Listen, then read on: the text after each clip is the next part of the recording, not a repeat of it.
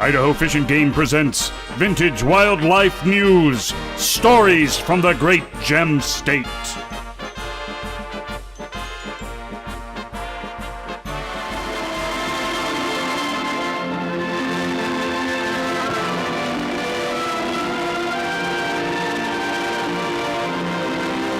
The mystery that surrounds the annual migration of wild geese has always stirred the imagination and interest of mankind. We have learned about their nesting, their feeding, and their habits, but much remains to be discovered about their annual migrations up and down the North American continent each year. The black stocking over head and neck and the white cheek patches are the trademarks of the Canada goose. He feeds on plants and seeds along the water's edge, or forages for grass in nearby pastures and fields. He nests and sleeps on land, but water is his refuge. He loves freedom and likes to stay in open places where his natural wariness and keen vision can discover danger in time to escape. The geese arrive on their Idaho nesting areas in early spring.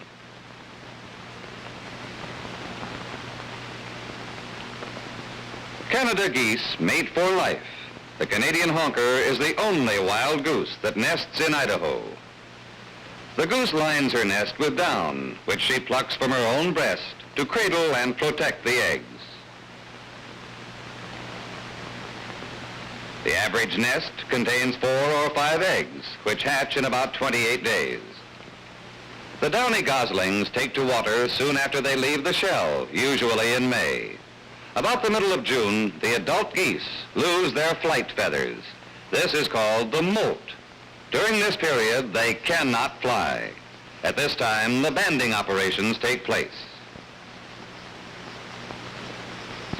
Each year, the Idaho Fish and Game Department, the Federal Fish and Wildlife Service, and cooperating sportsmen join forces in banding Canada geese. This group is working at Blackfoot Reservoir in southeastern Idaho. When the molt is at its peak in mid-June, a fleet of boats moves into the reservoir. They take stations covering the outer reaches of the chosen area and go roaring back and forth across the open water.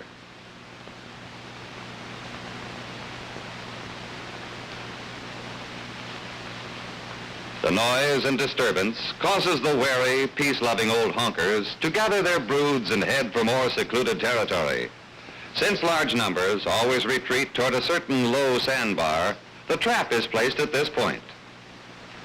When the geese are well concentrated, the actual drive begins. Boats cruise back and forth, converging toward the trap. Alert lookouts scan the water surface, watching the geese. The drive takes shape as the boats draw together into a wide half moon. This is where planning and experience begin to pay off. Each of the 6 boatmen must patrol his assigned section with precision and accuracy. As the boats turn, some smart geese try to break through the line to open water. Boats start out to head them back. Action all along the line is lively for a few minutes. But as the geese crowd into larger groups, a new phase of the drive begins. The boats are drawn into a tight semicircle, closing ranks for the final push to the trap.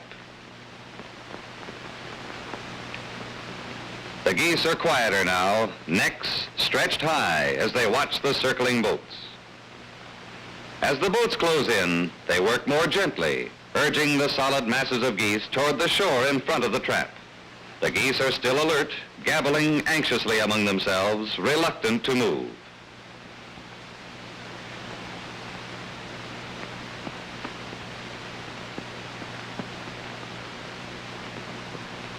At last, they go ashore.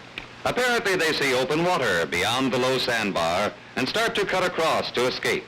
This is where they're fooled. They come to a wire fence forming one wing of the trap. This fence leads them directly into the pen. Men working at the trap stand back or move cautiously, allowing the geese to calm down. This makes it easier to catch and handle the birds without hurting them. Some of the old honkers have been through this before. There are wearing bands placed on their legs at this same station in earlier years. This testifies to the homing instinct that brings them back to their former summering grounds.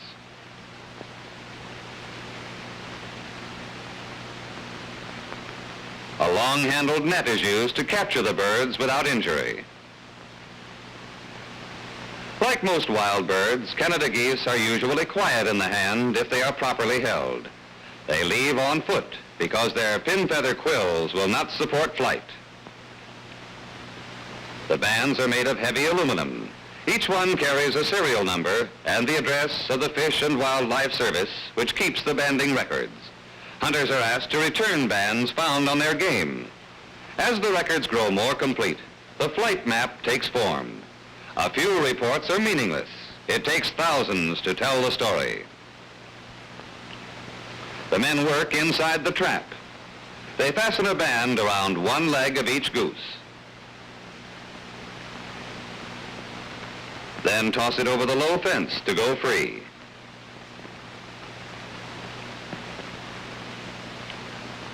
About the year 1900, scientists began systematic bird banding. It was encouraged in this country by the fear that our great flocks of migratory waterfowl were disappearing. To make refuges and protection effective, we have to know where they are most needed. To discover this, we must be able to map the migration routes. Organized banding programs discovered the 4 North American flyways used by Canada geese on their travels north and south. To get a more general sample of the reservoir flocks, the crew also goes after some of the stray groups not included in the drive.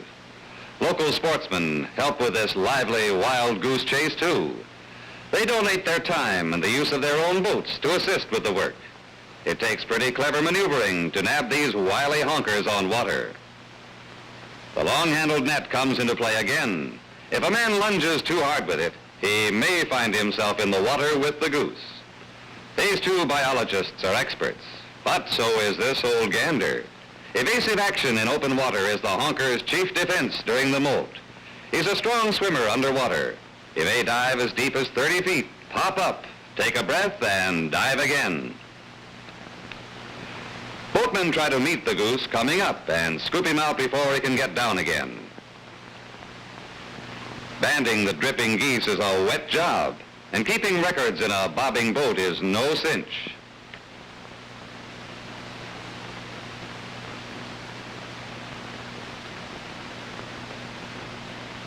The biologist records the serial number of each band used, along with the sex and age class of the goose on which it is placed. Playing possum is one of the honker's smartest tricks. Look at this fella, neck down flat, hiding between the waves. And down he goes, swimming deep to escape the pursuing boat.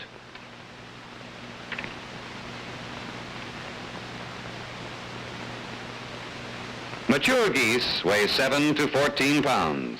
Their wingspread in full plumage is 5 to 6 feet. The Canadian honker is North America's largest wild goose. The biologists have a few tricks too. Watch this. Experience and timing result in an unusual catch.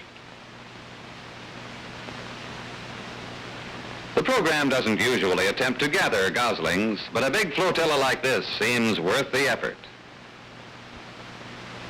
These young geese are about a month old and quick as greased lightning. The boats herd them ashore. The little honkers scuttle for cover and hide. Everyone gets in on the chase. Even small boys have a chance to shine at this work. Everybody gathers goslings by the handful, holding them by the feet to avoid hurting them. By early September, the young geese will be ready to take flight with their parents, with only slight differences in color to distinguish them from the old birds. Those that survive the winter migration probably will make the return flight to the same place next spring. Here comes that goose-catching biologist with an adult goose. Some of the goslings have already learned the trick of hiding with their necks down. Watch the one the boy is stroking.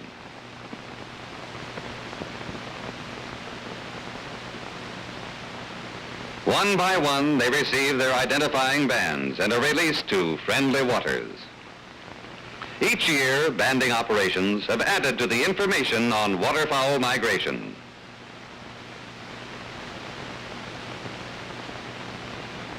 Returns from many points provide a pattern of movement that aids in management and protection necessary for the future of the Canada goose. This edition of Vintage Wildlife News has been presented by the Idaho Department of Fish and Game.